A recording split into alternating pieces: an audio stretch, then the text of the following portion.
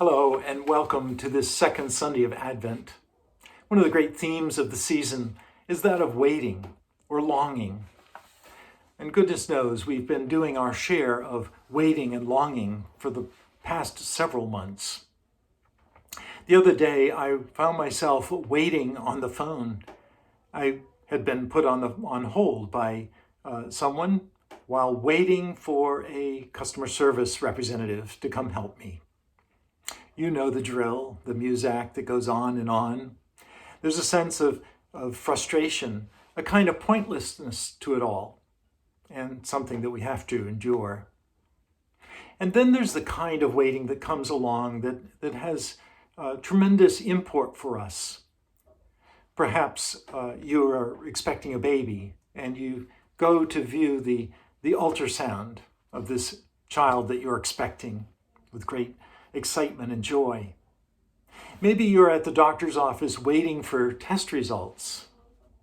Perhaps you're just at home waiting for that loved one to call to make sure they have arrived safely. You get the point. There are different kinds of waiting.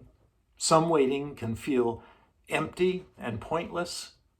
Other waiting is tremendously weighty and significant and really matters. Too often, I think, the waiting that we talk about in Advent is really just something we endure.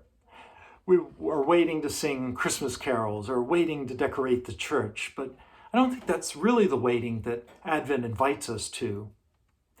The waiting that I think Advent reminds us of are really about the promises of God. In fact, it's all about promises. You see, our readings reflect these promises so squarely in the middle.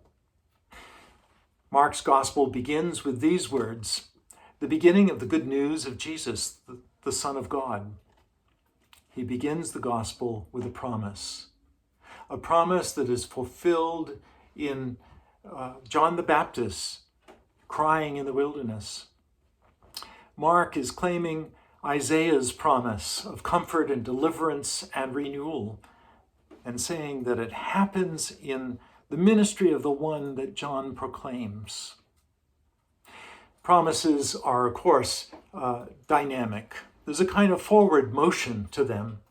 Promises, if you hear and receive them, they create an expectation about the future, and they set something in motion. Well, years ago, I can remember that my son Caleb was maybe 5 or 6 years old, and he wanted a dog beyond anything else that he could think of. And daily he reminded me of that. This went on for months upon months. And finally, in exasperation, I simply turned to him and said, "You can have a dog when you're 8. Well, the boy has turned 8, and we now have a dog named Clancy. You see, promises do create an expectation about the future, and that expectation sets something in motion. And so it is with God's promises. There's a kind of motion that's been set. As we think about God's promises, one of the key elements of Advent, we think of the stable in Bethlehem. And it's there in the stable that God is not only keeping the promises of Israel of the past, but he's also making promises to us. In Jesus, God hears our cries of fear, our concern, our darkest moments of doubt. It's there in our lowest points that God responds. And the headlines, of course, are full of low points, whether about the rising wave of COVID infections or political turf wars or the need for justice for refugees. It's in these cries for deliverance that God responds with promises of peace and healing and justice through the life and ministry of Jesus himself. I know we've heard these promises before, and at times it may seem like, pie in the sky. But think about this. What if God's promises are not all— something we wait patiently for the end of time? What if we are invited to participate here and now in this moment? What if part of how God keeps these promises is through our efforts to heal and comfort and heal and make this world a better place? Remember Mark's opening line? The beginning of the good news, which means that everything in Mark has to say about Jesus, his healing, his preaching, his teaching, his death and resurrection, is only the beginning. There's more to come. And that's a kind of excitement. You may remember that Mark's gospel also ends with a rather strange and unsettling narrative of the resurrection. The angel announces Jesus' resurrection to the women at the tomb, and he asks them to go and share the good news with others. They, of course, tear out of there in fear and trembling, and they tell absolutely no one. And so we see Mark ends his gospel in a kind of open-ended way. There's room for you and me to enter into that story and to continue it into the future. The good news is being written through you and me, as individuals and as a community at St. James. So here's the invitation.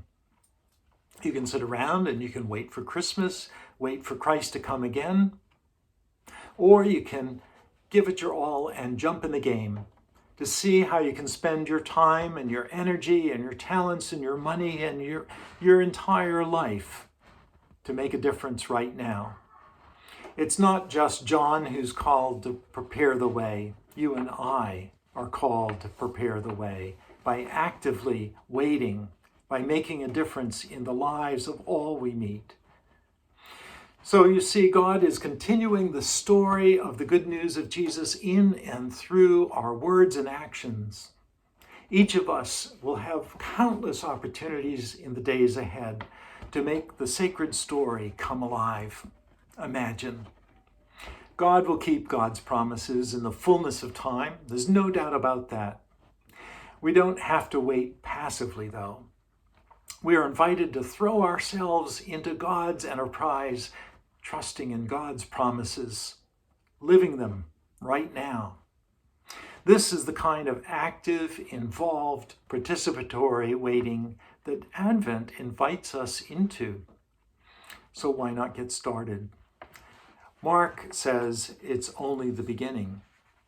The story continues to unfold through you and me. May God bless you this week. Have a terrific Advent. God bless.